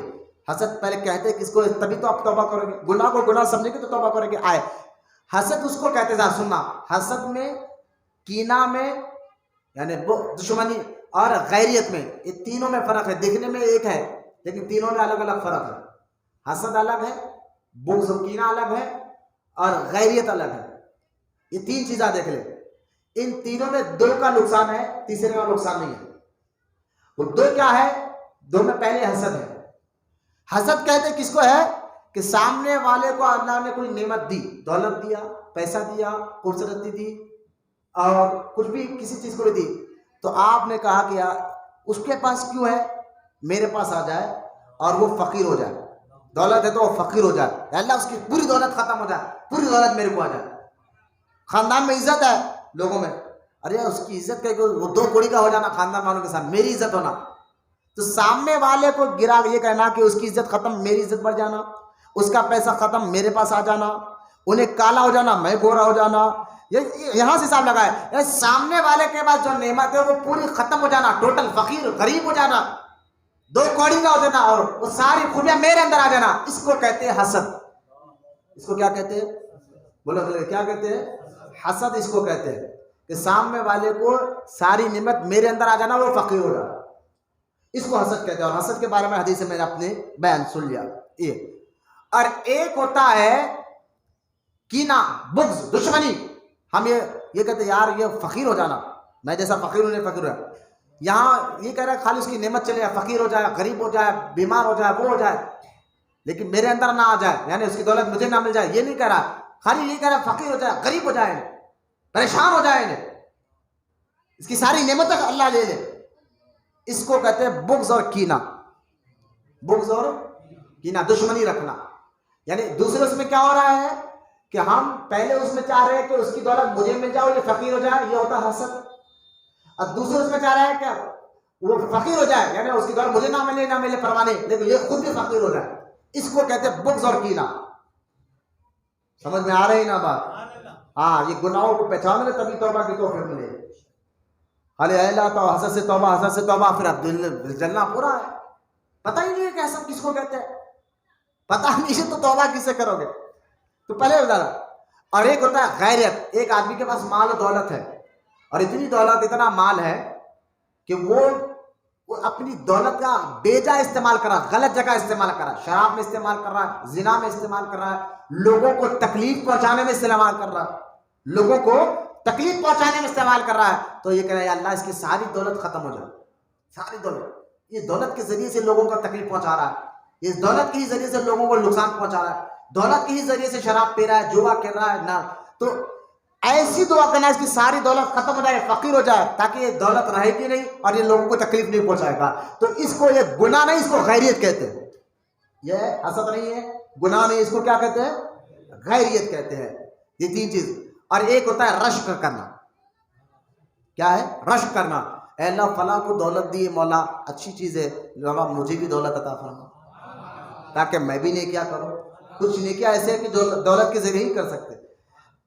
کوئی اے اللہ مجھے بھی علم عطا فرما، فلاں کو عالم بنا مولا ان کی علم اور ترقی دے اور مجھے بھی علم عطا فرما.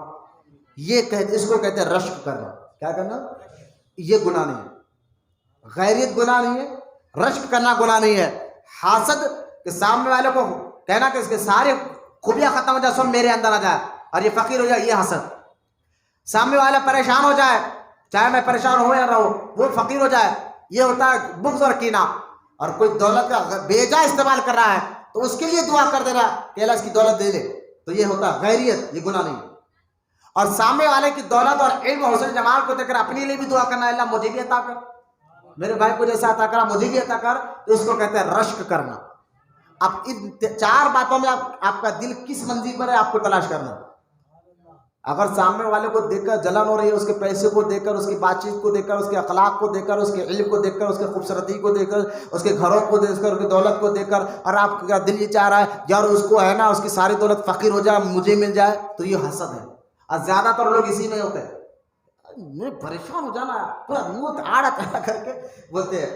تو لہٰذا ان چیزوں سے اگر آپ توبہ کریں گے، حسد سارے گناہوں کی ماں ہے. اگر آپ حسد کو سمجھیں گے تو انشاءاللہ توبہ کی توفیق ملے گی انشاءاللہ. آج خانقاہ محبوب اولیاء سے پیغام لے، اپنے اخلاق، اپنے کردار، اپنے مزاج کو سنوارے. جہاں نرمی کرنا نرمی ضرور کرے، جہاں سختی کرنا وہاں سختی ضرور کرے. حسد جیسی بیماری سے اپنے دلوں کو پاک و صاف رکھے اور دعا کرتا رہے اللہ سے، اللہ ہمارے دلوں سے حسد کو ختم کرے، غیبت کو ختم کرے. یہ ساری بیماریوں کی جو ماں حسد ہے، اس سے اللہ ہم تمام کی حفاظت فرمائے. اور کیا فرمایا غوث اعظم نے، جب تک تمہارے دلوں سے حسد نہیں نکالے گا تمہاری روحانی طاقت بھی نہیں بڑھے گی. مرید کو تو اور ضروری ہو گیا، مرید کو تو اور ضروری ہو گیا بچنا. غوث اعظم کو حسد نہیں نکلے گا تو اللہ کی ولی بن ہی نہیں سکتا. ولی بننا ہے تو حسد سے بچو. اس لیے علماء اور مشائخ سے تو اور ہاتھ جوڑ کر التجا کی جاتی ہے کہ پہلے آپ بھی بچو. دوسرے عالم کی تقریر کو دیکھ کر اپنے مت چھوڑو، دوسرے پیر کے اتنے مریدوں کو دیکھ کر آپ مت چھوڑو. ایک بھی اگر آپ کا مرید ہو، کچھ انبیاء ایسے بھی گزرے جن کا ایک بھی امتی نہیں تھا. کچھ انبیاء ایسے گزرے ہیں جن کا ایک دو امتی تھے. تو ایک دو مرید بھی ہو لیکن مضبوط ہو، صحیح ہو. مرید مضبوط ہو، صحیح ہو، یہ اللہ کی بارگاہ میں قبول ہے. تو لہٰذا مریدوں کو دیکھ کر نہ چڑھنا ہے، نہ عالم کو دیکھ کر چڑھنا ہے، نہ خانقاہوں کو دیکھ کر چڑھنا ہے، نہ گھروں کو دیکھ کر چڑھنا ہے. یہ حسد جیسی بیماری سے اپنے دلوں کو پاک و ستھرا رکھے تاکہ اللہ آپ کے روحانی ترقی کو بڑھائے. اب حسد سے بچیں گے، اللہ ہم کو ترقی عطا فرمائے. اللہ کی بارگاہ میں دعا، اللہ ہم تمام کو کہنے سننے سے زیادہ عمل کی توفیق عطا فرمائے. دیر سے بوڑھے بچے نوجوان یہاں بیٹھے، مولا ان کے بیٹھنے کو قبول اور مقبول فرمائے. وما علینا الا البلاغ والحمد للہ رب العالمین.